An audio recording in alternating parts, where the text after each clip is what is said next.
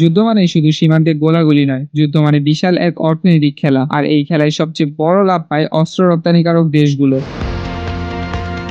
Stockholm আন্তর্জাতিক শান্তি গবেষণা প্রতিষ্ঠান বা সিপির তথ্য অনুযায়ী 2021 থেকে 2025 সময়ে বিশ্বের মোট অস্ত্র রপ্তানির 42% করেছে যুক্তরাষ্ট্র। অর্থাৎ বিশ্বের অস্ত্র বাজারে আমেরিকার অবস্থান এখনো সবচেয়ে শক্তিশালী। দ্বিতীয় অবস্থানে আছে ফ্রান্স, তারা রপ্তানি করেছে বিশ্বের মোট অস্ত্রের 10%। তৃতীয় স্থানে রয়েছে রাশিয়া, তাদের হিস্সা 7%। এরপর রয়েছে জার্মানি ও চীন, দুই দেশের ওই রপ্তানির হার 6% করে। তবে তালিকায় জার্মানি চতুর্থ এবং চীন পঞ্চম। ইতালি আছে ষষ্ঠ স্থানে 5% নিয়ে। ইসরায়েল রয়েছে সপ্তমে 4%। যুক্তরাজ্য ও দক্ষিণ কোরিয়া দুই দেশেরই 3% করে। আর স্পেন আছে দশম স্থানে 2% নিয়ে।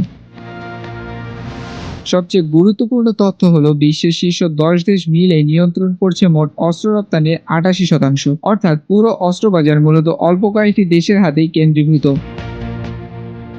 এখন প্রশ্ন হলো, যুক্তরাষ্ট্র কেন এত এগিয়ে? এর বড় কারণ হলো বিশ্বজুড়ে বাড়তে থাকা ভূ রাজনৈতিক উত্তেজনা। অনেক দেশ এখন উন্নত ও নির্ভরযোগ্য অস্ত্রের জন্য যুক্তরাষ্ট্রের দিকে ঝুঁকছে। বিশেষ করে ইউরোপে নিরাপত্তা উদ্বেগ বাড়ায় মার্কিন অস্ত্রের চাহিদা আরো বাড়ছে। এতে যুক্তরাষ্ট্র শুধু ব্যবসায় নয়, কৌশলগত প্রভাবেও এগিয়ে থাকছে। অন্যদিকে বড় পরিবর্তন দেখা গেছে জার্মানির উত্থানে। জার্মানি এখন চীনকে ফেলে চতুর্থ স্থানে উঠে এসেছে। ইউরোপে সামরিক চাহিদা বাড়ায় জার্মানির বাজারও শক্তিশালী হয়েছে। তবে চীনও পিছিয়ে নেই। এশিয়া, আফ্রিকা ও মধ্যপ্রাচ্যে কম দামে দ্রুত উৎপাদন আর আধুনিক সামরিক সরঞ্জাম দিয়ে তারা নিজেদের বাজার বাড়িয়ে যাচ্ছে।